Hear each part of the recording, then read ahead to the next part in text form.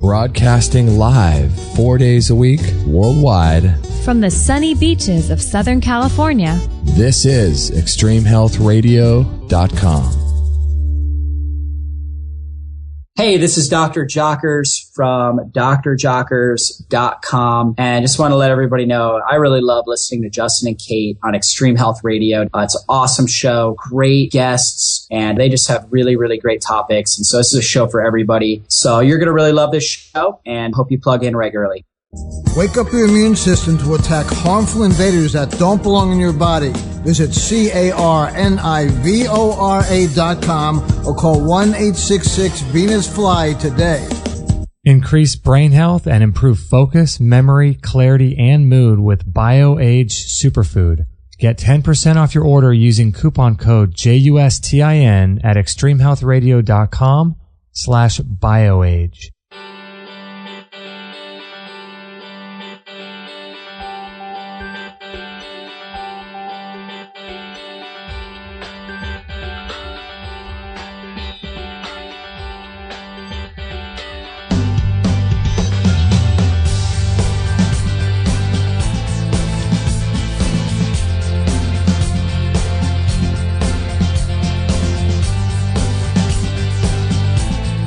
Well, just when you thought it was safe to go in the water, we find out alternative information. That's what this whole show is about, right? I'm looking at the website right now, and it's already getting good. Oh, my goodness. Yeah. Just when you thought you knew everything about parasites, we realized that there's a lot more to learn. This is going to be an awesome show. I'm excited. I'm ready for the other side of the coin. I know, right? That's what we're all about here at Extreme Health Radio, is presenting all the information to you guys and then have you guys be the ones that make the decision about whether or not something's good for you or something is sounds interesting to you. So this is going to be a really great show. We're going to be talking about parasites and why they may be good for the environment, good for us, strengthen our immune system. Interesting concept. So we'll introduce Rosemary Drisdelle in just a moment. This is going to be a great show. This is already October 1st. Oh my gosh, can you believe it? Oh my goodness, unbelievable. Time is flying by so fast. I love it. The weather seems to be changing a bit today. I know, right? I love it. This is the 325th show that we've done. Isn't that amazing as well? I don't know how. Yeah, talk about time flying. Yeah, it's crazy. Episode 325, and this is October 1st, 2014. And this is Extreme Health Radio. We broadcast live 4 days a week on Monday, Wednesday, Thursday, Friday at 9 a.m. Pacific. If you guys want to join the chat room, you can do that at extremehealthradio.com/live. And you can join the community in there, make some friends, and really have a good time in there. And then also, if you guys would like to support our show, lots of different ways to do that. You can visit our sponsors that we just talked about, Carnivora and BioAge for this particular episode. And then you can also support us by going to Amazon anytime you make a purchase there. You can remember to do that. That would be amazing for all your back-to-school purchases and holiday purchases at extremehealthradio.com/Amazon. And there's a link on the right side of our site. And so that's a really, really great way to support our show. So today we have Rosemary Drisdelle, and her website, if you're interested in checking that out, is rosemarydrisdelle.com, and she's a freelance writer. She's got a background in medical laboratory science, in particular parasitology, and she focuses primarily on nonfiction science writing for a general audience. But she does a lot of work with infectious disease and parasitic diseases and the impact they have on human societies and cultures. So we're just really delighted to have Rosemary on, and she is the author of her first book, which is called Parasites, Tales of Humanity's Most Unwelcome Guest. That is the best title ever. Isn't that a great title? I love it. Oh my gosh, this is going to be a lot of fun. So Rosemary, thank you so much for being on the show today. Well, thanks very much for having me. Before the show, we were talking about you're up in Canada, Nova Scotia? That's right. Nova Scotia, and the seasons are changing as coming into fall there? That's right. The leaves are changing here. It's starting to look really beautiful. Love this time of year. Oh, I love it. My favorite. Yeah, amazing. So Nova Scotia, is that on the East Coast? That's right. It's just about as far east as you can get, except for Newfoundland. My goodness. Okay. Where I live is right on the Atlantic coast near Halifax. Oh my goodness. Gosh. How cold does it get there in the winter? Oh, it can get pretty cold, minus 20, 22 Celsius, but just on the rare day. Most of the time we're more between 0, minus 10 Celsius, or even above. The temperature goes up and down quite significantly. Oh my goodness! Mm-hmm. Wow, it makes our situation here in Southern California look pretty mild, doesn't it? I know it does, doesn't it? I guess you'd feel cold up here. Yes, we would. But we like to play in the snow. Oh my goodness! We had a previous guest that was from Nova Scotia. He was Rick Simpson with Run for the Cures, and he does a lot of work with cannabis oil and things. And he loves it up there. It sounds like a great spot. It is. We have 4 distinct seasons, and that's one of the things I really enjoy about it. I love that. I'm jealous right now. We get one leaf changing, and I get excited. I know, right? A little sad here. We've heard before that parasites live, or I guess they like to live in environments that are more tropical and things. That's certainly true of most of the parasites that bother humans, but certainly not true in the sense of all of the parasites out there in the ecosystem. They're telling us now that probably more than 50% of the species alive today are parasites. So all animals have them, all plants have them. They are in the majority. Yeah, they're everywhere. There's no way. I mean, people like in the alternative health world, as you well know, talk about getting rid of parasites, but there's no way that you could ever do that, could you? No, you couldn't, and you wouldn't want to. Imagine what would happen if we actually succeeded in wiping out half of the species on Earth. Everything would collapse. Do we know what the role is, or do we know how many different types of parasites there are? I can't give you numbers, but I'm sure they'd be up there in the billions. My goodness. Wow. Yeah, I mean, we still haven't discovered most of the species I think that there are out there. So, and the more species we discover, the more we discover their parasites. If you take humans, for example, there are more than 100 parasites that we know of that regularly infect humans. So if you widen that out to cats and dogs and horses and cows and all those other animals, they all have their similar little group of parasites that can infect them. And so think about that, how many parasites that means. That's amazing because... Oh, go ahead. I find it really funny because I have been dealing with a, quote, parasitic condition the last year. And when you share that with people, their first response is always, well, how'd you get that? You know, people are thinking that it's a condition that you come down with and that they don't have them. But, you know, it's just, it's funny when you start to realize that this is something that's within all of us. People do not understand that. That's true. I'd like to delve into that a little bit. Sure. First, we should talk about what we mean when we say parasites. Some material that you read now is including the bacteria and viruses and fungi, things like that. And literally the definition of a parasite is anything that lives in or on another organism and gets everything that it needs from that organism. Okay. In the strictest sense of the definition, it's at the cost of that other organism without giving anything in return. Okay. Interesting. But from a medical sense, when we talk about parasites, and, you know, when you're in the lab, when we talk about parasites, we're talking about things like worms, fleas, lice, mites, things that crawl on the outside of you, and small things like protozoa, but not viruses, bacteria, or fungi. So at least medically speaking, those 3 things you just said at the end aren't classified as parasites. No, it's more of a practical convenience that they aren't, because literally they are living on us. They are getting their nutrients from us. So they do fit the definition of a parasite. But when you divide these things up medically, like I said, we tend to put them into separate little boxes. I guess we would be considered parasites on the earth, wouldn't we? I often think we are, yes. Yeah. I mean, I don't know. Do we give anything in return? I mean, in terms of the actual Earth, as far as, I mean, that's a tough question, I guess, but sure, that would be probably a debate for another day. Yeah, definitely. Yeah, many people. Is the Earth a living thing? A lot of people would say that it is a living thing. A lot would say that it isn't. So right. How did you get started with all this? Well, I started in microbiology, which I always found fascinating because, as you probably know, we're covered with bacteria. Our mouths and our intestines and our skin are all covered with bacteria. So when you take a specimen from a human being, you really never know what you're going to get. And it's always interesting to see if we can identify an organism that's causing an infection. And at some point in my career, I was given the opportunity to learn about parasites. And I found that if bacteria are fascinating, parasites are 10 times more so.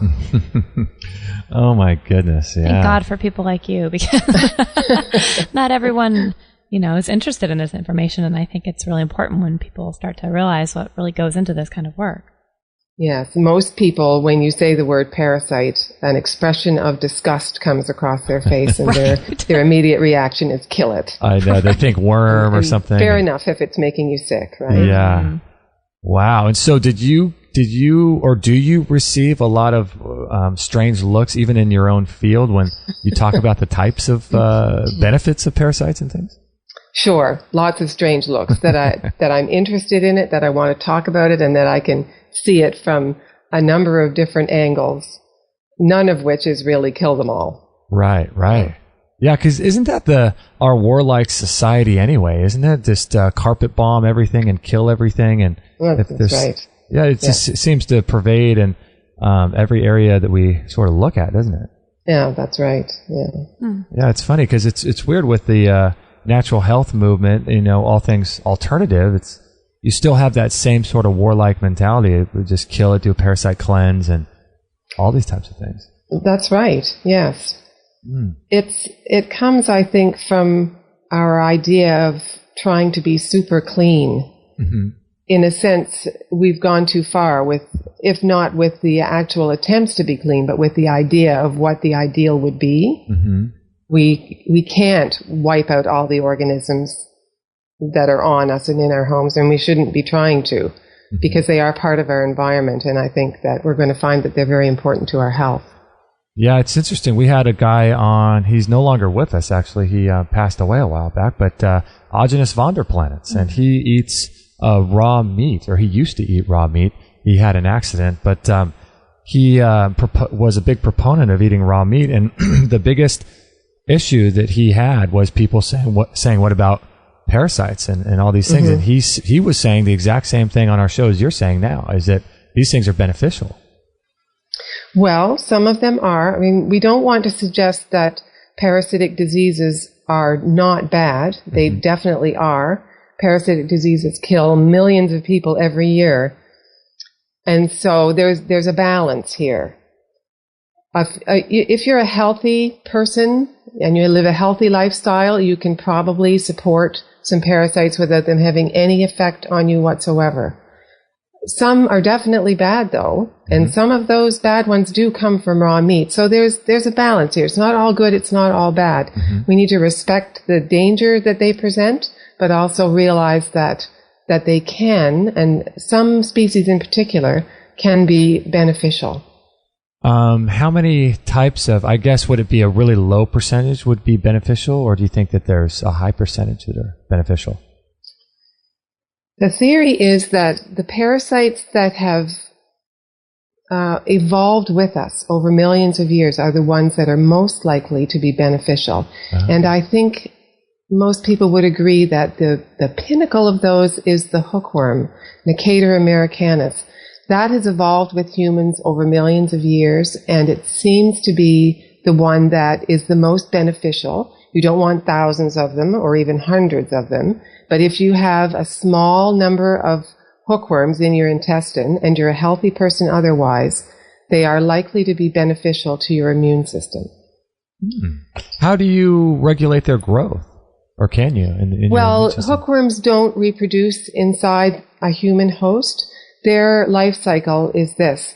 They produce eggs, which are passed in the stool, and then if you don't have flush toilets and such, as much of the world still doesn't, and you leave that stool lying around on the ground outside, the eggs hatch, and the larvae will remain in the soil. They need warm, moist conditions, and after a short period of time, maybe 10 days, they're infective. So if someone else comes along in bare feet or sits down with bare legs, these larvae can penetrate the skin, and then they do a migration through the body and end up in the intestine where they grow to be adult worms. So that's the cycle.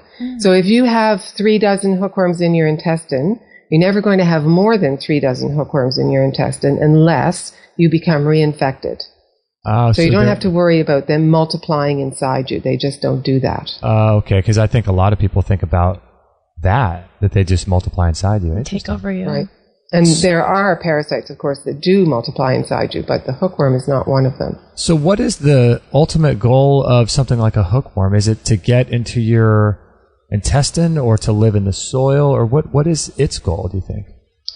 Well, if we assume that the goal of just about anything is to reproduce, its goal is to get into your intestine and reproduce. That's where the parasite has the sexual reproduction stage of its life cycle. So that's where it wants to be. So I guess it wouldn't reproduce in your intestine though, because you said it would. It reproduces in that it produces eggs in the intestine, which are then passed into the outside world. I see. Okay. So it doesn't multiply inside you, but it does reproduce. What a fascinating I'm so curious. How in the heck does a hook, like how does it travel up? Like if you're running barefoot on the soil and it catches it, how does it make its way into your intestines anyway? It penetrates your skin and it travels through your tissues. A lot of parasite larvae do this, and they do it very efficiently. They travel up to the lungs.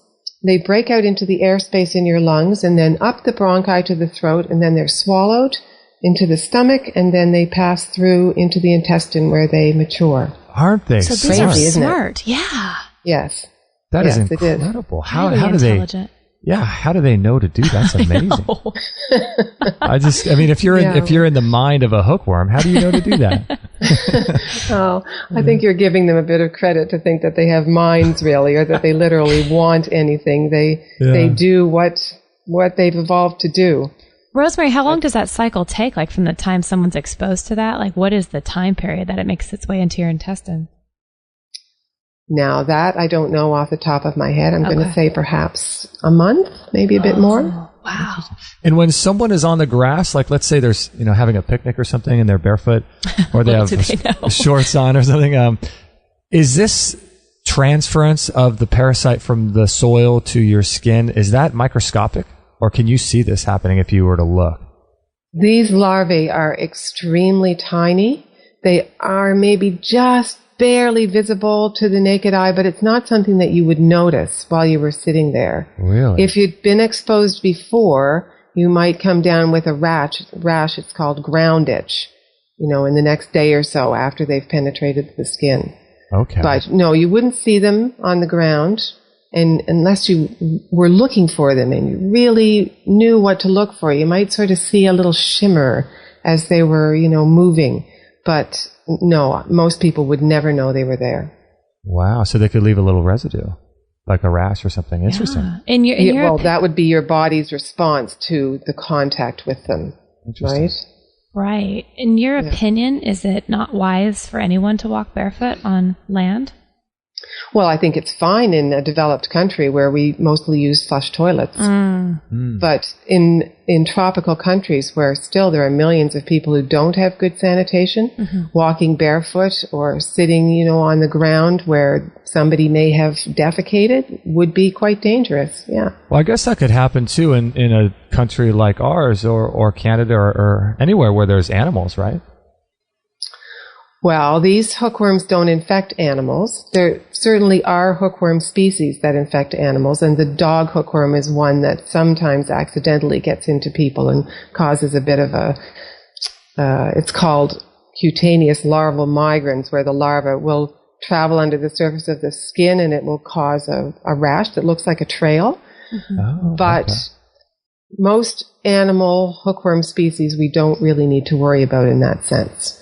These are the Necator americanus is a human hookworm, so you're not going to catch it from other wildlife. Interesting. So the hookworm, why is it called the hookworm? Does it have some sort of reason why it's named that? Yes, if you see a picture of an adult worm, and they are very small, they're only about 1/4 of an inch long, at the head end, they're sort of shaped like a hook, so they can grab onto the lining of your intestine. They look like little hooks, little fish hooks almost. Wow. Isn't that wow? So wow. if people were to flush these things out or do a cleanse of sorts and they were to unleach from your intestines, would you actually see them coming out or not really? Well, like I said, the adults are only 1/4 of an inch long or less, so they would be very tiny. Normally, we don't see hookworms in a stool specimen because they remain attached to the lining of the intestine. Wow, really interesting stuff. We're going to take a little bit of a break right now. We're with Rosemary Drisdelle. If you guys are interested in checking out her site and her book, you can do all of that at rosemarydrisdelle.com, and we'll put a link there on this show page, which is episode 325. And you know what I'll do is I will actually put a link to her website too, just in case, in the chat room right now. I did that already. Oh, you did? Awesome. I did. Cool. And when we come back, we have a question about what could possibly be the benefit of hookworms. So maybe we can ask that. That's awesome. a great question in the chat. Good stuff. Good stuff. All right, we're with Rosemary Drisdelle. This is episode 325, and this is Extreme Health Radio, and you are you, and I am me, and here we are. All right, we'll be right back right after this break. Real people, real stories. And he discovered carnivora, was so thrilled with the product that he shared it with his family and his friends and his patients. My dad was a family physician. He was a medical doctor. Almost all the symptoms were either diminished or gone. Amazing product, amazing results. And found carnivora. Something really wonderful was happening. I had to show my family. I mean, I've never seen anything like this. It's like an amazing thing, having such a profound change in how I feel and knowing that it was the carnivora that did it. Hello, folks. Richard Ostro, owner for Carnivora Research International here. Wake up your immune system and that of your loved ones to protect yourselves against harmful invaders. Used successfully by President Reagan in 1985 when he had it sent to the White House. Visit carnivora.com or call 1-866-VENUS-FLY. That's CARNIVORA.com or dial 1-866-VENUS-FLY and start protecting yourself today. If you're taking 1, 2, 5, or more nutritional supplements, please stop. Simplify your supplementation with Bio Superfood, the most advanced whole food supplement you can buy. Men, women, children, and even Olympic athletes the world over have discovered Bio Superfood from BioAge.com. And now just take one nutritional supplement instead of many. The Bio Superfood formulas are whole food products composed of 4 of the most nutrient-dense algae found on Earth. Bio Superfood for the brain helps with focus, memory, clarity, and mood. And if you can increase brain health, the rest of the body is a no-brainer.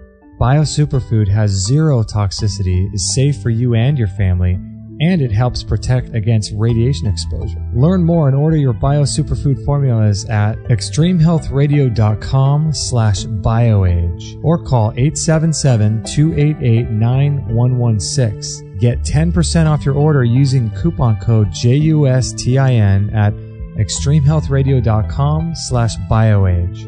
BioAge, the age of advanced organics. If you are currently using any hair care products that contain dyes or colorings, these things can be carcinogenic. You see, anything we put on our skin, even in the shower, gets into our bloodstream and causes a toxic overload to our organs over time. That's why we only recommend Morocco Method hair care products, because they're 100% chemical free, 100% organic, raw, vegan, and even wild-crafted and picked according to the lunar cycles. Listen to what our guest Anthony Morocco says about foaming agents in the shampoos. Well, number one with hair care is the sodium lauryl sulfate, which is the foaming agent, which is really carcinogenic and it's very, very toxic. So that's number one, and so they're so afraid of it. The industry has made 38 different names for it. They've created cocamide, they've created coconut, they've created palm oil, but anything that foams is sodium lauryl sulfate. So I would say that you really need to read your ingredient lists, and if you cannot pronounce the word, it's made in a laboratory. So would even organic hair care products that foam, would those be damaging as well? Yes, organic really today is not what it used to be, so it's just the word. It really, to me, is not reality. If you want a real product, you want to look at wild craft. As a former hairstylist, I love Anthony's products. If you'd like to have truly healthy and luxurious hair, no matter what your texture, go to extremehealthradio.com/MM for Morocco Method or see it in our store.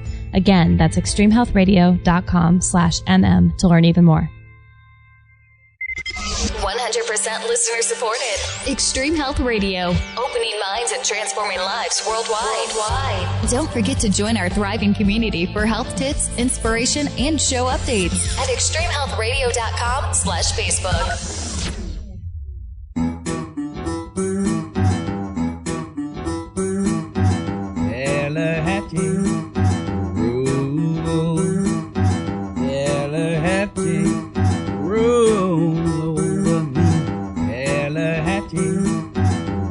All right, we're having a a good time here with Rosemary Drisdelle, episode 325. Good stuff, huh, Kate? Really good stuff. Yeah. We have a lot of questions coming up in the chat room. This is very interesting.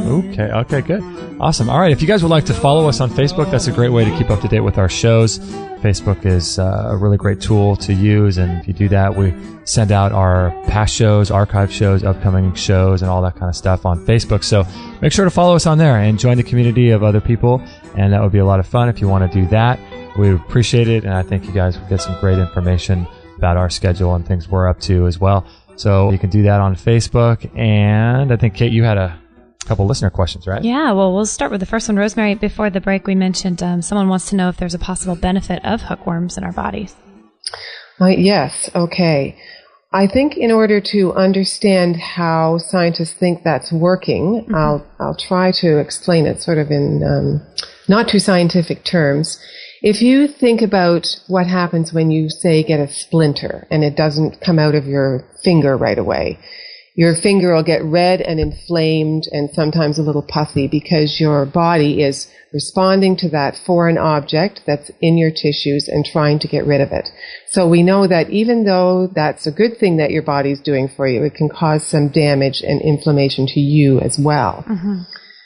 So if you think about something as big as a worm, and some of them are quite large, the large intestinal roundworm can get up to a foot long. Oh my gosh. Or even a few hundred hookworms in the intestine. You can imagine how if your body mounted an immune response that would actually wipe out those parasites, that would conceivably do a considerable amount of damage to you as well. So the thought is that over the millions of years that humans were evolving, we came to an agreement with these parasites that we would tolerate them. Our immune systems wouldn't respond to them in a violent way or in a way that was violent enough to damage us as well. And so now it seems that if we no longer have those parasites, that our immune systems don't really learn not to overreact to things. And so we get things like allergies and autoimmune diseases like multiple sclerosis and diseases where we respond to inappropriate things like celiac disease, where we respond to wheat gluten, Graves' disease, where we produce antibodies that destroy our own thyroid. There's all kinds of different things out there. Crohn's disease, inflammatory bowel disease. There's many of these diseases where our bodies, our immune systems are doing the damage. It's not something else. And if you look at countries that still have a lot of parasites and other organisms that we've managed to wipe out of our lives, you see a much lower rate in the population of things like allergies and autoimmune diseases. These things are becoming much, much more common in developed countries where we're super clean, we don't have parasites anymore. And so we think that our bodies our immune systems are not being brought up properly. They're misbehaving. And there are many, many studies now where they've found that if you can give people with some of these autoimmune diseases a small number of hookworms, they do much, much better, and some of them even have complete remission of their symptoms. Some of the diseases that have been most studied so far are Crohn's disease, and multiple sclerosis. And just in the last couple of weeks, I saw a paper about celiac disease, where people who have a few hookworms go into remission or can tolerate wheat gluten much more so than before they had the worms. Wow. So it's almost as if the immune system gets reintroduced to the hookworm, which it has been in living in symbiosis with for millions of years. It gets reintroduced to the hookworm that should have been there all along. And finally it says, okay, I can kind of stop reacting so strongly to certain things. Exactly. Some people compare it to giving the immune system something else to do. I think that's not a great analogy. I sort of think of it as the calming voice in the middle of chaos, like, okay, let's just sit down and think about this. You don't really need to be doing this sort of thing. Yeah. There's a doctor that we were turned on to through one of our guests, and he's in Australia. I don't know what his name is, but he's in Australia, and he's doing some work with children in autism, and they're doing the fecal implants. Have you heard about that? Yes. And yes. I'm thinking maybe because they talk about that being resulting in having the bacteria, the beneficial bacteria, in the kids who have never been vaccinated and things like that. But I'm wondering if there's also parasites in there that are being transferred, and that could be part of the healing. It's all different parts of the same puzzle. Yeah. We hear so much about the microbiome now, where it matters what bacteria you have living in your intestine. They seem to have a huge impact on so many things. And of course, intestinal parasites used to be a routine part of that mix. Everyone had them. It's only in the last 50 or 60 years that people have been able to grow up their entire lives without ever having a parasite in their intestine. Wow. Everyone used to have them. Yeah, it's weird because when I look at commercials or things like that, you'll see people in kitchens, and they'll show you the amount of bacteria that's on someone's kitchen counter or something like that, and they talk about it as if it's this horrible thing and you need to get rid of all this bacteria, but it's the same thing with parasites and all of these other things. We need to figure out how to learn to live in symbiosis with them. That's right. Of course, if those bacteria on your kitchen counter are salmonella or campylobacter or something, that is a bad thing. Mm-hmm. But a lot of bacteria are completely harmless to us, and in fact, they're part of what we need to survive. Yeah, they're telling us now that in the human body there are more other species of other cells than there are cells of our own. Yeah, we've heard a lot about that. There's like a 10-to-1 ratio. Mm-hmm. It's so strange. It's amazing. 10 times other cells than our cells. Mm-hmm. And you thought you knew yourself, eh? Right. I know, right? That is so fascinating. Is there any with parasites and things? Should people, I guess, should they be worried or should they not be worried? Should they live in a way where they just live clean lives and not try to cleanse these things out? I guess, right? Yes, I wouldn't be a fanatic about it. I really wouldn't. Of course, if you're not feeling well, it's a good idea to try and check that out. But most of us in North America, we don't have to worry too much about parasites. If you travel to a tropical place on vacation, definitely don't drink the water. Mm-hmm. Drink bottled water. Make sure that your food is well cooked. And I don't eat salad when I'm in the tropics. I don't eat raw vegetables, because of the danger that they could be contaminated with parasite eggs or protozoan oocysts and things that can genuinely make you very sick. What about just eating raw fruit or something in a tropical country? Do you think that's an issue? I think that if you can peel it with clean hands, that's okay. Otherwise, I wouldn't. I probably should mention the one thing that I worry about the most when I go to a tropical country, especially Latin America, is Tinea solium tapeworm. Uh-huh. That is the pork tapeworm, and it's endemic in those countries. So the life cycle of that parasite is that if you eat undercooked pork that has the larvae in it, then they can develop to an adult tapeworm in your intestine. And then having an adult tapeworm in your intestine isn't all that big a deal, actually. You may not even know it's there, but you'll be passing tapeworm eggs in your stool. And so in Latin America, where a lot of people don't have toilets and they don't have good sanitation, the waterways and the soil is contaminated with Tinea solium tapeworm eggs. If you eat those eggs, like normally it would be a pig that would come along and eat those eggs and get the larvae in its tissues. But if you eat those eggs, then you in a sense become an accidental pig, if you kind of get what I mean. Right. The eggs will hatch and the larvae will travel into your tissues. So instead of having an adult tapeworm, you now have the larvae in your muscles, and they can also be in the brain. And this causes what we call neurocysticercosis. So you have tapeworm larvae in your brain, and you may not even know that they're there, depending on how many there are and where they are.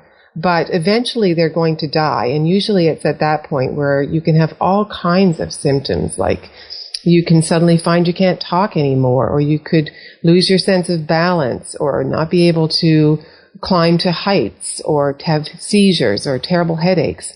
And this is becoming more and more common in people who immigrate from Latin America or travel there and come back having been infected with these things. It's really a pretty serious problem. And where most parasitic infections that you get in the tropics you would eventually get over, this one, really, there's not much you can do. Once those tapeworm larvae are in your brain, they're there to stay, pretty much. Wow, that would be really hard. This leads into a perfect question someone asked in the chat room, wanting to know, are there any brain parasites that could be beneficial? And if not, what means are there to possibly remove them? I would say, and this is not coming from any kind of scientific data, but my sense is that there is no benefit from a brain parasite that would outweigh the possible damage that it would be doing there. And in general, no, there's no way to remove them. Okay. There are some drugs that can be used, but like I just said, in the case of the Tiniosolium larvae, you don't really want to kill them, because when you kill them, that's when your immune system starts attacking and causes those symptoms. You may be better off with them alive.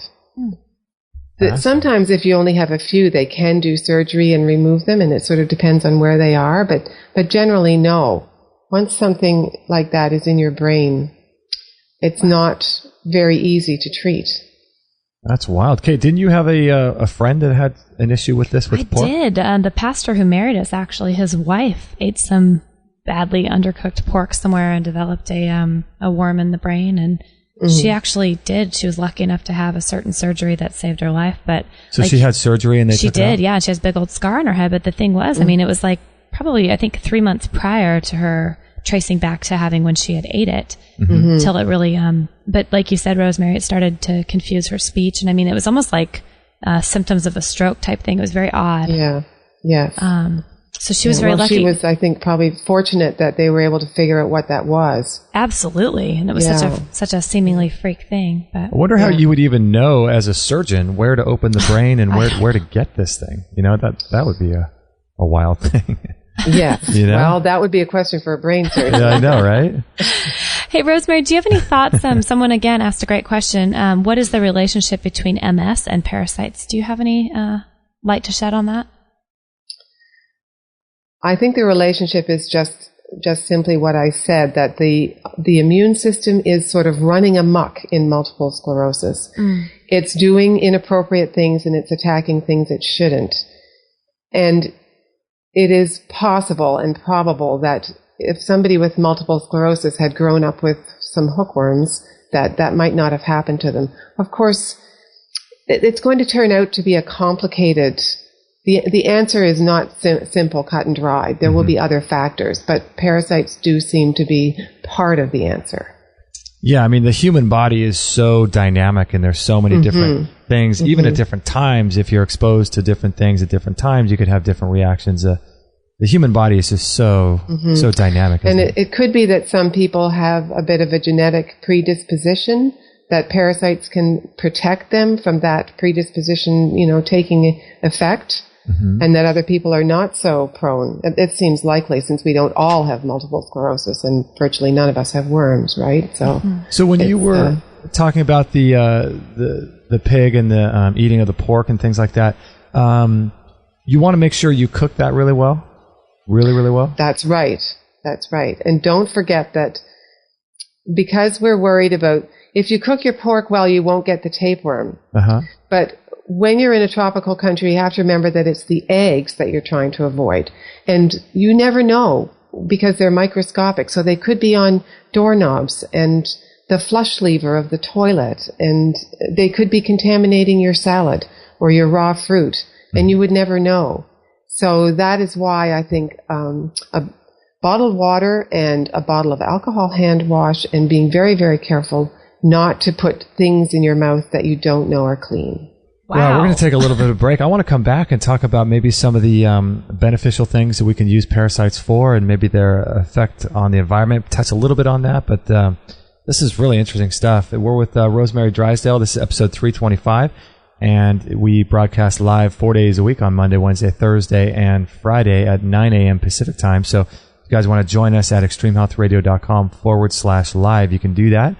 And we'll be right back right after this break. Did you know that conventional dog food contains antibiotics, herbicides, pesticides, ground up carcasses from roadkill subjected to high heat processing, artificial colors, chemical preservatives, way too many carbohydrates, genetically modified corn syrups, indigestible grains, and a lack of moisture content in the dry kibble? Obviously, this can lead to health conditions like diabetes, itchy skin, teeth and gum problems, liver damage, obesity, behavioral issues, pancreatic problems, and even cancer. That's why we recommend the BARF diet, which is the biologically appropriate raw food diet from Barf World. Their unprocessed raw meats contain bone, organ meats, vitamins, and minerals that are loaded with enzymes. Barf World founder Robert Mueller explains more. Sure, I don't have to convince you on the damage that's caused by high heat to food. So as a result, we see many skin disorders, a lot of arthritis, obesity, heart disease, cancers. I mean, it's just rampant. The pet clinics are just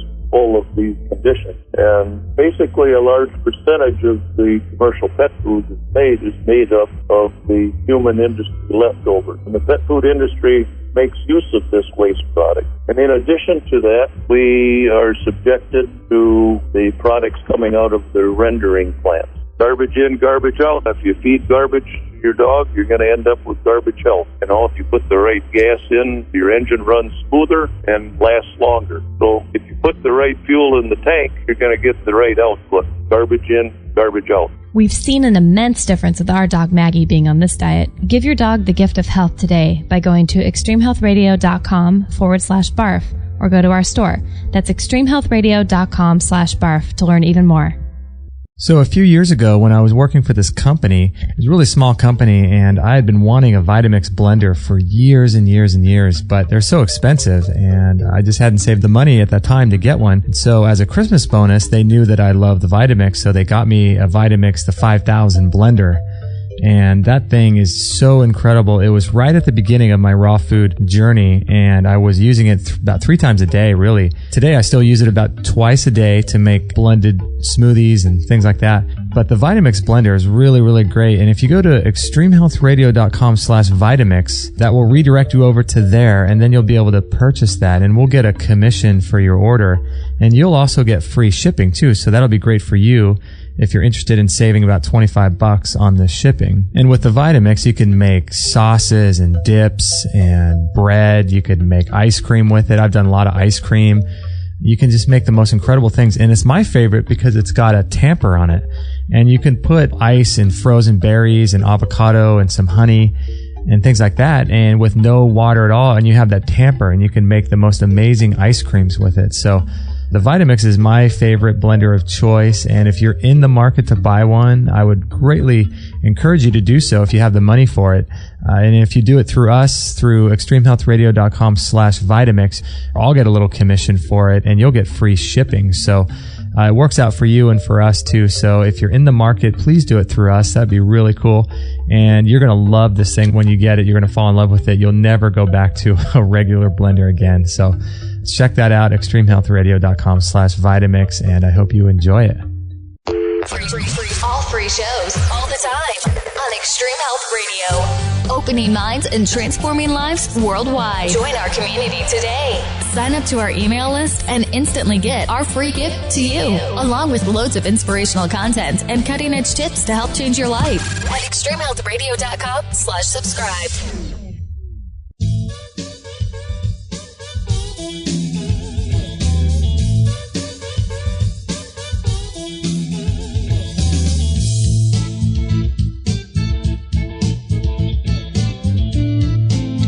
Well, this is a really fascinating discussion we're having here, isn't it, Kate? I love discussions like this. It makes you think. I know. It makes you rethink, and it makes you come to your own conclusions and want to do research. And I really want to read her book.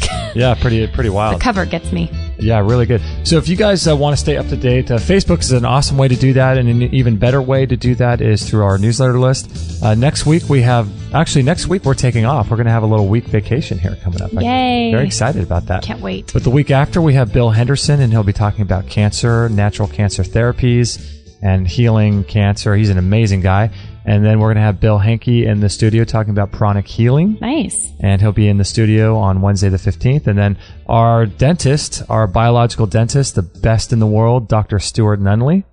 He's going to be in on the 16th. And so if you guys sign up to a newsletter list, we send you a free ebook called Lessons from the Miracle Doctors, which sells for $10 or $20 on Amazon, but we'll send it to you for free if you sign up. And then you also get a weekly recap of our shows, at least you should be, every Sunday. So you get a weekly recap of all the shows that happened, and you can listen to anything that sounds interesting to you there. So the newsletter list is probably the best way to stay up to date with everything we have going on.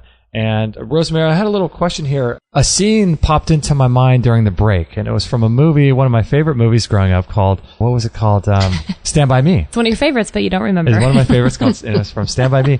And there was a scene in that movie where they, all the kids were in the forest and they're running around, and a bunch of them jumped in the lake, but when they got out of the lake, they had all these leeches all over them. And they all freaked out trying to get the leeches off of them and things. Correct me if I'm wrong. People do use leeches, don't they, as a way of some sort of healing? I'm not even sure how they use them. That's correct. It's used. They're used in burns and plastic surgery. Really? And they're used to reestablish the blood flow. So if you, say, nearly cut your finger off and they were able to put your, re-stitch your finger back onto your hand, but there was a blood circulation problem, they might put a leech there to stimulate the blood circulation and development of new tiny blood vessels. These are used, they're used in the hospitals here in Halifax, and I'm sure they're probably used in the hospitals near you as well. Medicinal leeches, they're called. Medicinal leeches. And so a leech would actually, wouldn't that be considered a parasite, I guess? Well, or maybe not. I guess it stays on you for quite a while and takes its meal. But it's sort of more like a mosquito, isn't it? I think of a mosquito more as a tiny predator than as a parasite, because they just get their meal and then they leave, right? Instead of sort of living on you for a while. That's right. That's right. So, are there other therapies people use parasites for? Or other methods of healing, or maybe some uses for parasites? Well, there are medicinal maggots, which they use for unhealing ulcers.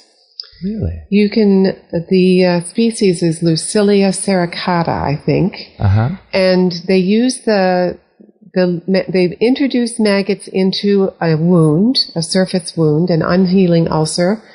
And what the maggots will do is they'll feed on all the dead tissue there. Mm-hmm. And then when they're full, when they have eaten as much as they want, then they just leave. And the body is free to then heal the cleaned up tissue. Interesting. Bed sores and things like that, diabetic ulcers and ulcers that are due to poor circulation. The medicinal maggots can be very useful in healing those. So you do have to have the right kind of maggot, because some maggots will invade healthy tissue and some will not. So you want the kind that don't. I see. So you'd really want to, who would someone go to for maggot therapy? Yeah. For maggot therapy, yeah. Well, I haven't looked at this recently. There used to be a place in California that sold medicinal maggots, and there's a place in England. But I don't know. That information is sort of, at least 5 years old, so I'm not sure about the status of it now. And that's something that doesn't seem to be catching on quite as well as the leeches are. Uh-huh. But it does work. I have a question. When they use those medicinal leeches in hospitals and places, how do they... Basically, when they're not using them, where are they stored and how are they kept alive?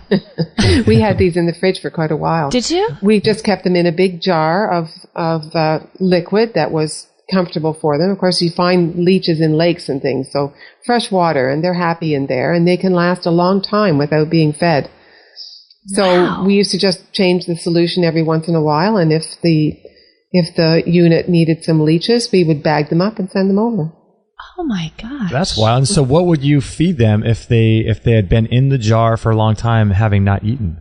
No, you wouldn't feed them. Oh, you wouldn't feed them. If they were too old, you would discard them. I see. Because you want to keep them hungry, obviously. Huh. So with the medicinal maggots, I can understand why. I mean, people, I guess, are just averse to all things worms and maggots and things like that anyway. But so I can see why that people would be averse to that. But if you were dealing with something like an ulcer, ulcers are typically under the skin. Is that right? Well, on the skin, you would have, the damage would be from the surface of the skin and down, so they can get quite deep. Oh, so they would sort of burrow in and do their work that way. Yeah, they wouldn't burrow into healthy tissue, but they would burrow into necrotic tissue. Do you know what I mean? Dead tissue, which is what you get sort of in the center of ulcers. And when they debride an ulcer, that means they scrape all that dead tissue away. So this is a way of getting the maggots to do the debriding for you and leave only healthy tissue behind, which then can heal. Are there any other methods? I'm sure there's lots of things being explored in terms of how we could live more symbiotically with these things. Are there any other healing protocols people use parasites for that are kind of unique, or maybe that you haven't really talked about much? Can't really think of anything off the top of my head with humans. Of course, a lot of this research is ongoing, and using things like hookworms for autoimmune diseases is not mainstream medicine at the moment. It's still in the research stage. I'm not really aware of any other approach that would work like that people are studying. There are lots of examples in nature. We see a lot now about people using parasitic wasps to deal with crop pests.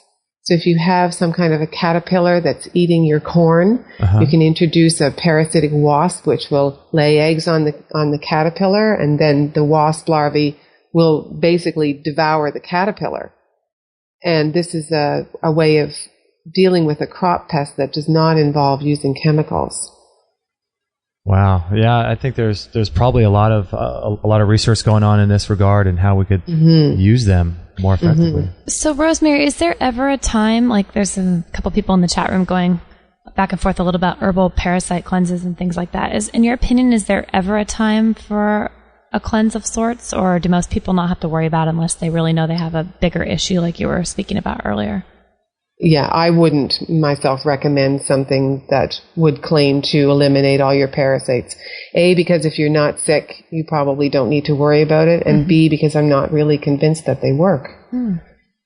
Why is that? Just because the nature of where the substances flow within the body, or how the parasites are affected by, or could be affected by that? There are obviously a lot of plant products that can be effective against parasites.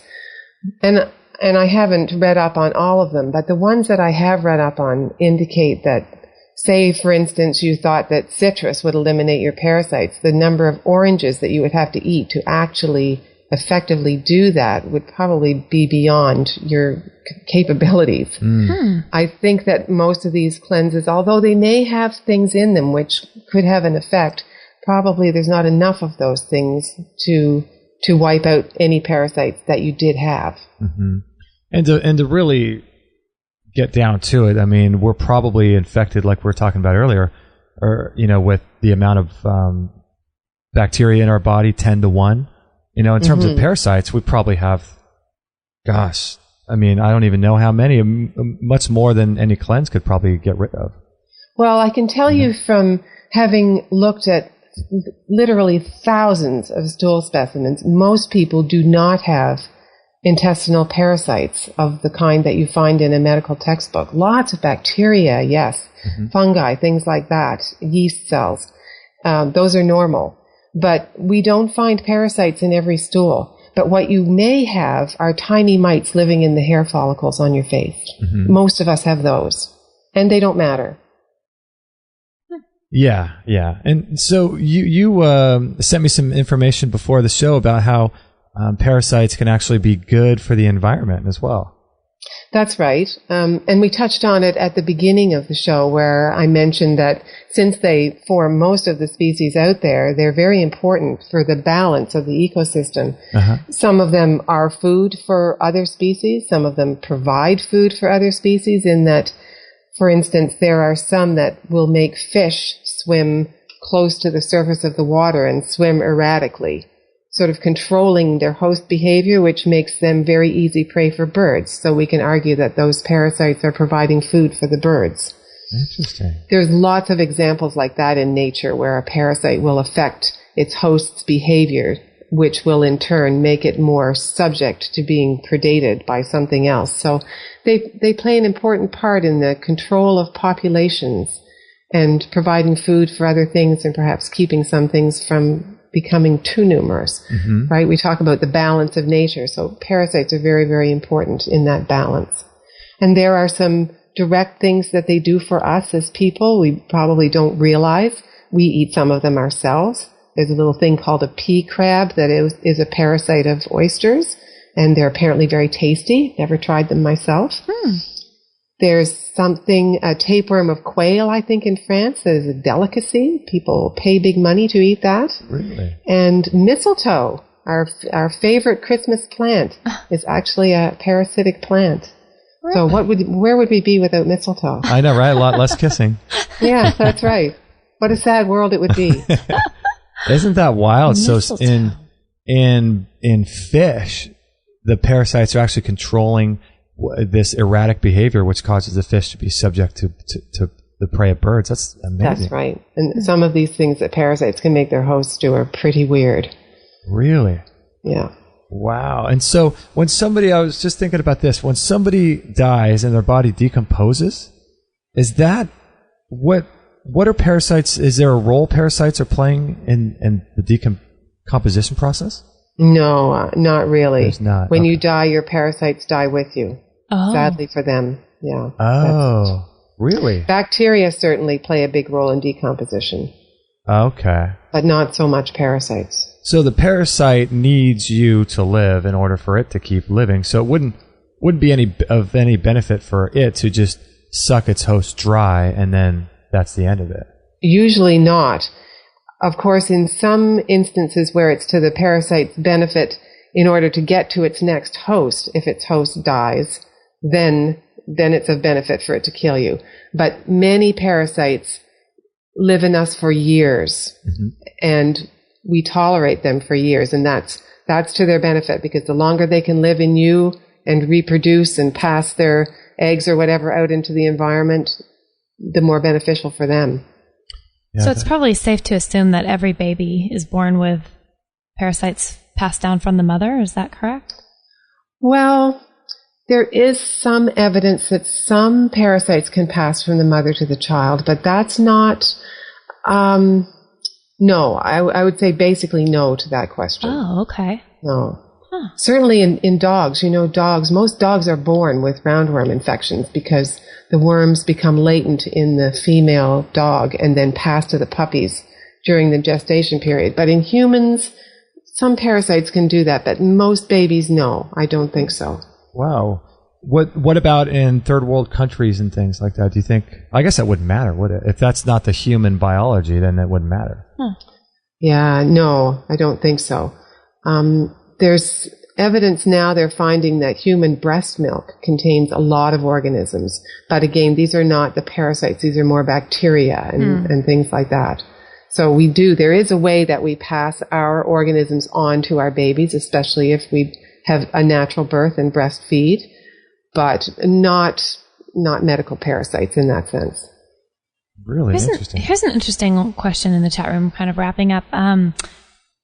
This person writes, are there things in the fungi kingdom that are classified as parasites that can help or harm humans? Do you have any thoughts on that? Wow. I've done some mycology. Again, mycology is not part of parasitology from a medical viewpoint. So in the classic sense of being a parasite, no. The fungi are something else. Are they beneficial? Can't answer that question. I don't know. Certainly many of them are harmless.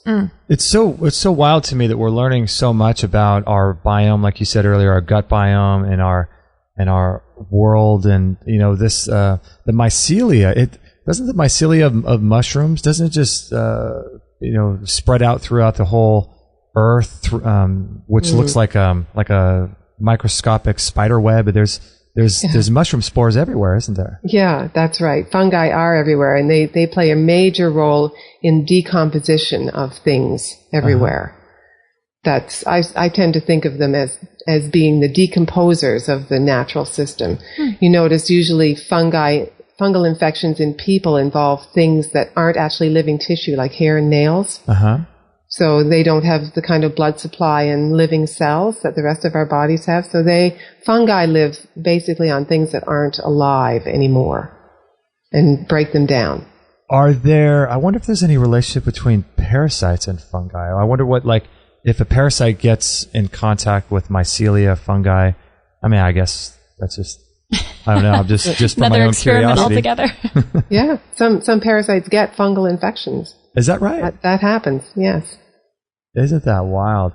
There is just so much going on this earth. And I think that our ideas about things in terms of how we want to just get rid of everything, and it's just so over sanitize everything, kill everything. Mm-hmm. Yeah, it's amazing. It's not the right approach. Definitely not. What are your thoughts about, people might be listening to this, and if they're sort of hypochondriac in nature, maybe they'll be the type of person that never touches a door handle or washes their hands all the time. Should they be doing those types of things, or concerned, or not? I don't think that there is reason to be overly concerned. Of course, you should do all the things that they tell you to do. Wash your hands after using the washroom or after being in a washroom, and try to avoid passing your germs on, or, sanitation is important. We definitely don't want to go back to the days when we didn't have it. Mm-hmm. But, enjoy your life. Don't worry too much about parasites. They're out there. They're probably not going to get you. And if you do get a parasitic infection, probably you'll be able to get past that, recover, and go on.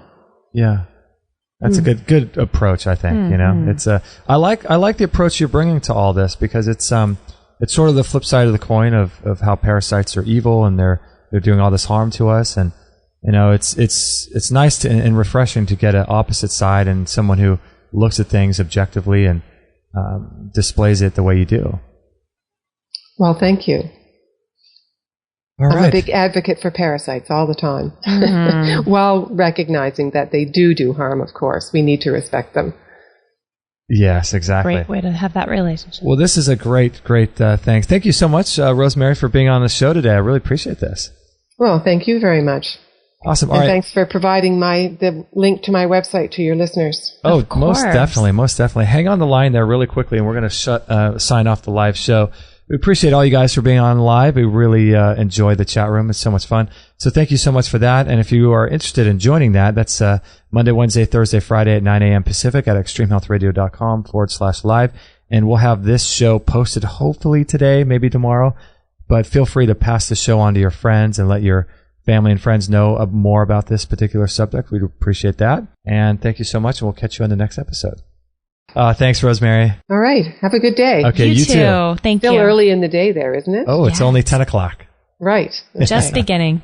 That's okay. Right. Well, you have lots of time to have fun, and have a nice vacation. Oh, thank you so much. Okay. Bye. Okay. Bye-bye. Bye. Well, there you have it. Rosemary Drisdelle. Pretty interesting, huh? My goodness. My goodness, my gracious. My goodness, my gracious. Sweet sassy molasses. Sassy, you got it. But that was really good, wasn't it? Oh, yeah. All right, well, we've got a lot to talk about, so I want to bring up a couple different things about what she said, so this is going to be really great. Stay tuned. We're going to run a little commercial, and we're going to be right back right after this break. The history of heat therapy dates back over 2,400 years, and it was Hippocrates who said, "Give me the power to produce fever, and I will cure all disease." This FDA-approved medical device called the Biomat is a mat that you can lay on, read on, sleep on, do yoga on, sit on, and it can be used on office chairs, massage tables, and the like to help the body heal itself. It's inlaid with 30 pounds of healing crystals using amethyst and a rare black tourmaline, producing negative ions in a healing electrical field. These healing crystals help to restore cellular health by replacing electrons to the atoms, as well as penetrating deep into the body by 4 to 6 inches. What can the Biomat do for you? It'll improve your skin, burns as many calories as if you went jogging for 30 minutes. It improves the immune system by up to 40% or more, reduces stress and fatigue, removes toxins, lowers cholesterol, relieves pain, revitalizes cellular metabolism. It improves cell channels to deliver nutrients and oxygen to every one of your cells. It activates over 3,000 enzymes. And even a Harvard medical study showed cancer cells die at over 42 degrees Celsius. It reduces stress hormones by up to 78%. It allows your body to produce heat shock proteins, which increases endorphins, NK cells, T cells, and lymphocytes. It's very, very low EMF, and it's got a 17-layer technology. Dr. Mark Serkis is the director of the International Medical Veritas Association. Explain to us more about these biomats. These biomats are these far infrared mattresses. You lay on them, or you sleep on them, or both. You do very heavy treatments during the day, and at night you sleep at just a nice, comfortable temperature. These biomats are like these love machines, comfort machines, and healing machines. Because what they do is they just radiate out light, far infrared light, and you can radiate yourself all night long while you're sleeping when you're not doing anything else. And what happens is this light penetrates the body and turns to heat. And the first thing that happens when you bring your core body temperature up 1 degree is your immune system strength increases by 40-50%. They feel when you lay down on them, you guys know, you have one. So it's like the feeling is so good. It's like being in the cuddling with a lover, your wife or husband. It's just warmth and comfort. How are you using biomats for patients in your clinics? The cancer treatment using heat is very aggressive, meaning during the day, you sandwich yourself in between two of them, turn it on to high heat, and bake the cancer. The cancer will die before you will. No, this is, you can go to England and spend $20,000 and use microwave a cancer out of existence. These biomats basically do the same thing. Radiation therapy for cancer is really a solid idea. Unfortunately, oncologists use the wrong radiation. They use radiation that kills you. This biomat uses radiation that can save your life and make your life more comfortable, keep you warm in the cold, and help take care of your kids, and all, the list doesn't end. Yeah, because isn't there some sort of temperature at which cancer cells will start dying? Right, and it's below the temperature that human cells will die. So you really like this biomat far infrared technology, don't you? But it's strengthened me. Well, now the kids are addicted to it. They fight on who's going to sleep on it at night. And it not only changed my life, but it changed my medical practice and my books. This is a great machine for anybody who lives in the cold during the winter. Instead of heating a big house, you just heat yourself. Bottom line, it brings good feelings. Just lay on this biomat, and it gives the strength back. I can attest to that indeed. Kate and I love ours, and we think you will too. Learn more about these amazing biomats at extremehealthradio.com/biomat.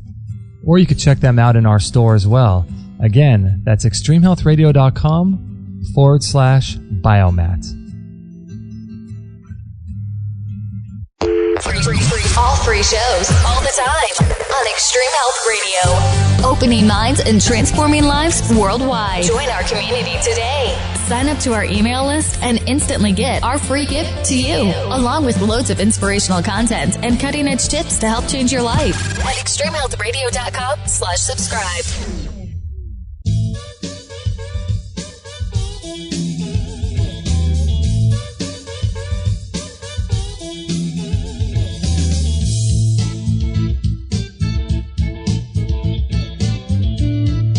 And there you have it. Episode 325 in the books, in the can.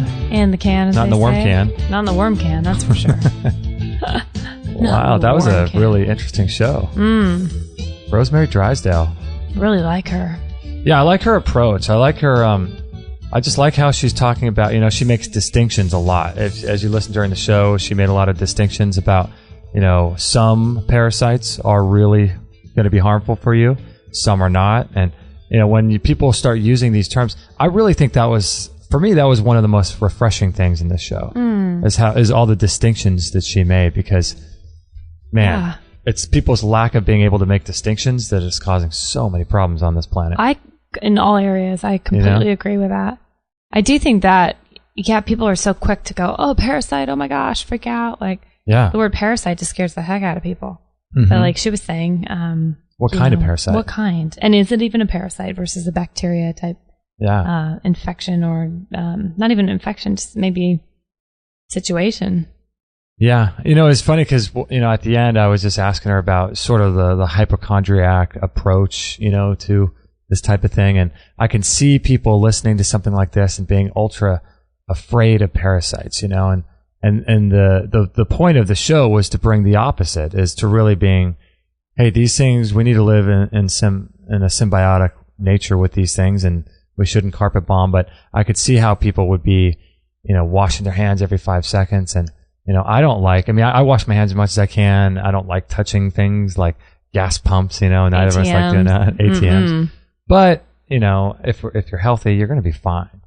Well, I feel like I walked away. I walked away feeling exactly like you just mentioned, better than worse. I feel like it made what little hypochondriacism I have left in me go away completely because, because I feel like I don't have to freak out as much if I'm running Maggie through the park. I think I love the distinction between, human fecal matter and infections and things that can be spread that way versus animals to humans.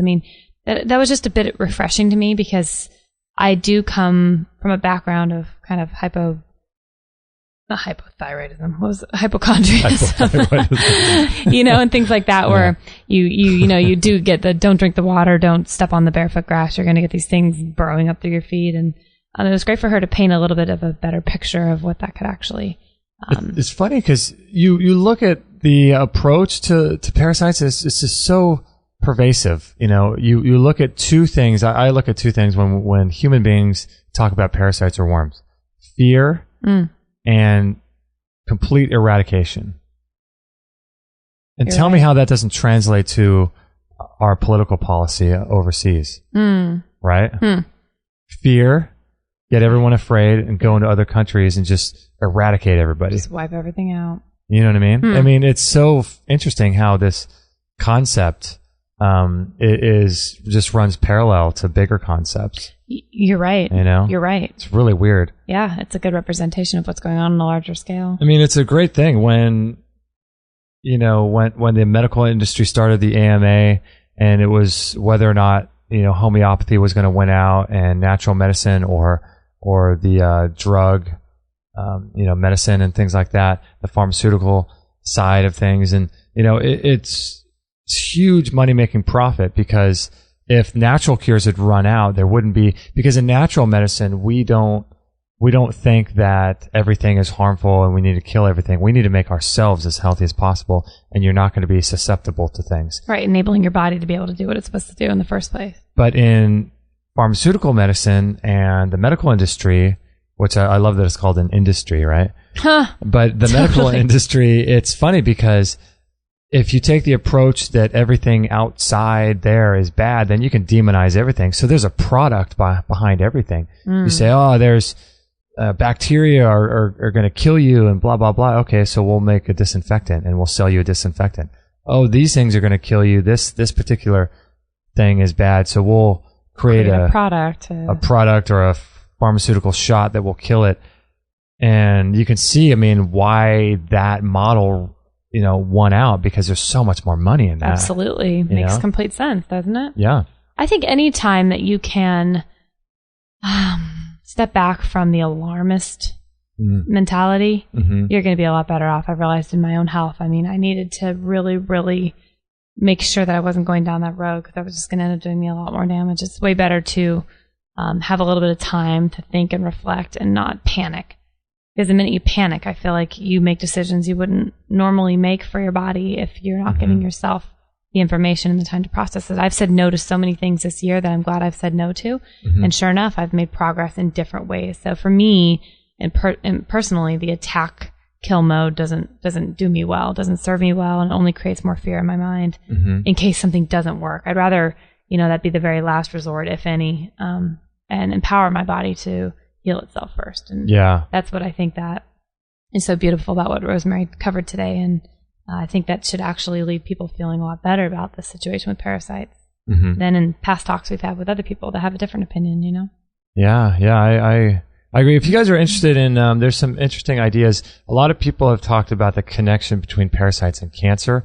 The person that comes to mind in regards to that is Dr. Hulda Clark.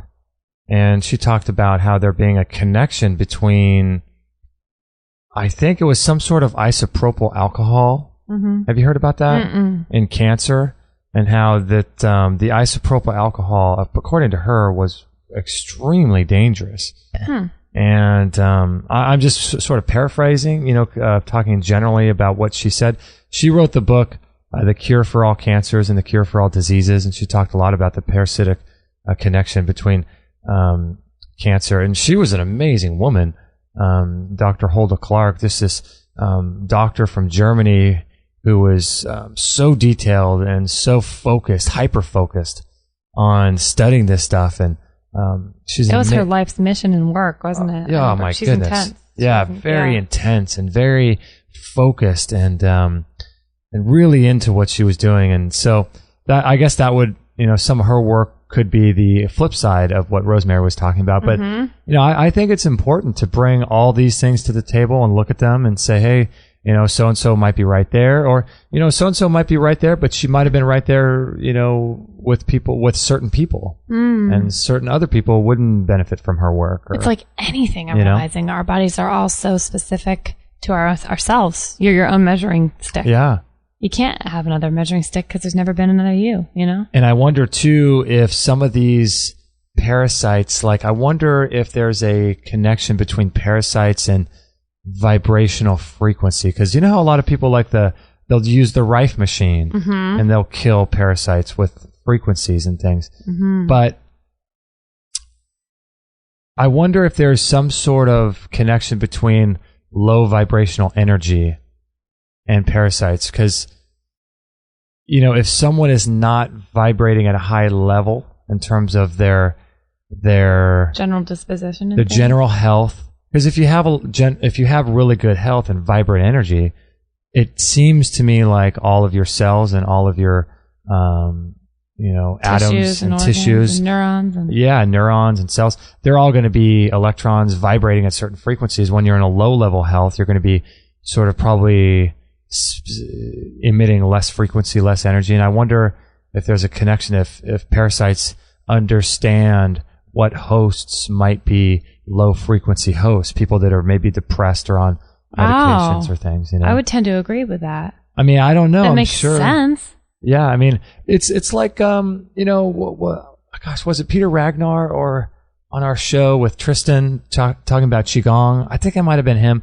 but he was saying that you don't see people that are excited about life and happy and vibrant and positive and motivational and inspirational. You don't really see those type of people sick very often, if ever. That does seem to be true. If you're doing your mission in life and you're feeling happy and abundant and hopeful and joyful and inspired, it's going to take a lot to get you sick. Yes. And so I wonder if there's a connection between parasites sort of recognizing the low frequency somebody has and looking at that person as a perfect host. Well, that would make complete sense. And then you look at the other end of the other side of the coin too, where the people who do happen to get sick or something, and the ones that actually have a recovery, a lot of times from things like as detrimental as cancer, are the ones that have a future and they're working on things and they're going places and they refuse to give in to this quote diagnosis. So they're continuing to plan their life. And I'm not saying that works for everybody, but you hear it more often than not. Yeah. So it would seem like even if you do become a quote host to something that you don't want in your body,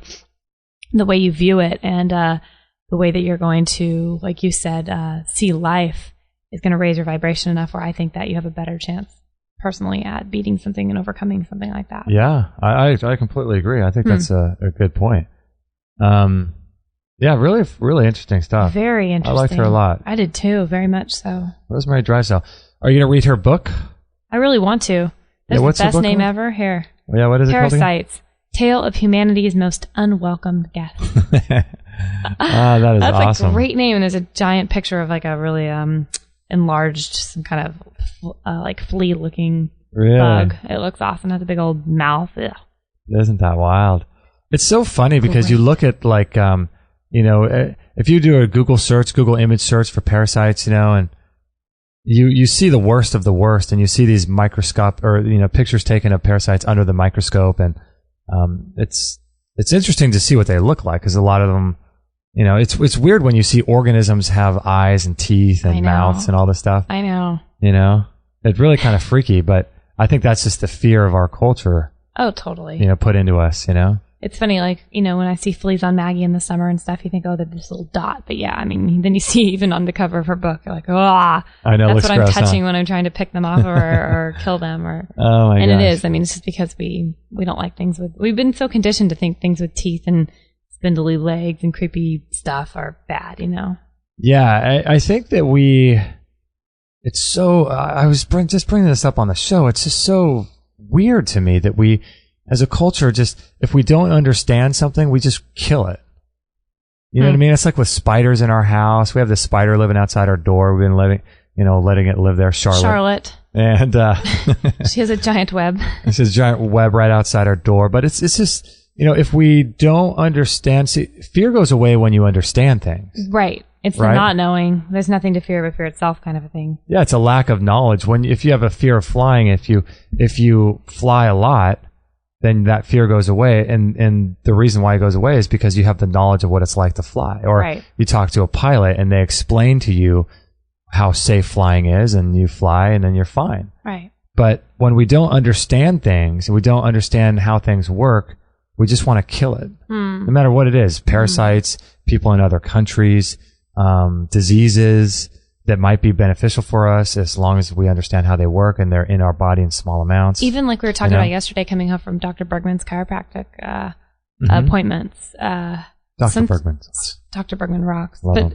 But it's things like that where sometimes even healing modalities we're scared of because, you know, we heard one bad story about someone's being paralyzed from something because of a chiropractic appointment. Right. So it goes into all that too, like the things that could actually heal us. Not only diseases and things are we like afraid of, but we're afraid of things that are meant to be on this earth to help us, and we just don't understand how they work. So we make that a fearful thing, and then we miss out on the healing. So yeah, you miss out on so much healing, like that. Which I think we should talk about a lot on the free for all because we were talking a lot about that on the way home, and That's there's a lot there. That's golden right. nuggets. Yeah, we got to save some of this stuff for the Friday show. So that was awesome. I hope you guys enjoyed that show. We did. That is one very passionate woman about what she does, and I just love people that are so finely tuned into something that makes them tick and so hyper focused. Haha, tick. You like that joke? That was good. You didn't even know you were gonna do that. I'm so funny. Now I can only imagine what the dinner time conversations are like at her house.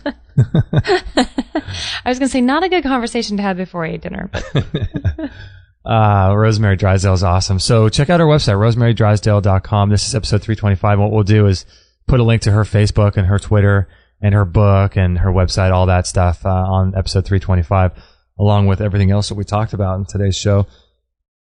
Excuse me. Bless you. Yeah, and thank you. And so that's basically it? I think that's it. That's a wrap. That's a wrap. All right. Well, thank you, everybody, for joining us. Appreciate it a lot. If this is episode 325, please pass the show on to your friends. And do us a favor if you can. If you would be so kind as to go to iTunes and leave us a rating and review on there and subscribe to us, that would be greatly, greatly appreciated. All you got to do is just go to iTunes and then type Extreme Health Radio, all one word, into the search box. And then our show will come up, and then you can just give us a rating and a review. We'd really appreciate that. Thanks, guys. Yeah, that'd everything be really cool.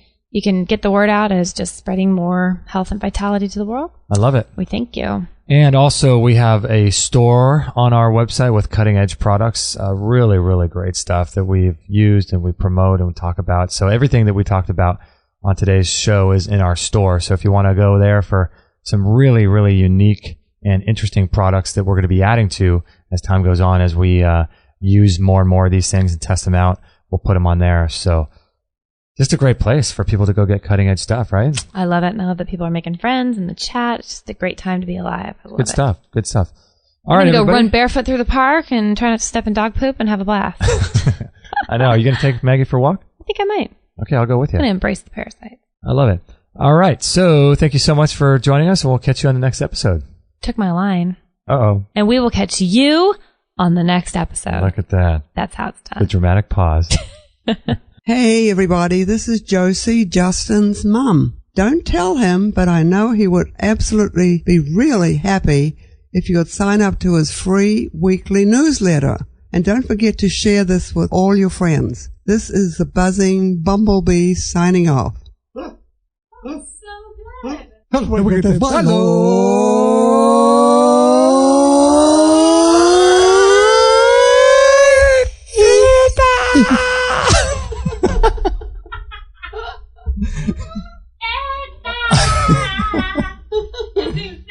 Oh my gosh. Thank you for listening to this episode. It's time to go for now, but our mission does not end with this show. Justin and Kate will be back with another interview packed full of ideas, discoveries, and unique ways to regain your health. Head on over to extremehealthradio.com/subscribe and instantly download our free gift too that contains cutting-edge strategies to start making healthy lifestyle changes today. No material on this blog is intended to suggest that you should not seek professional medical care. Always work with qualified medical professionals, even if you educate yourself in the field of live food, nutrition, and alternative medicine. I'm not a doctor, nor am I offering readers medical advice of any kind. None of the information offered here should be interpreted as a diagnosis of any disease, nor an attempt to treat or prevent any disease or condition. While information in this blog is discussed in the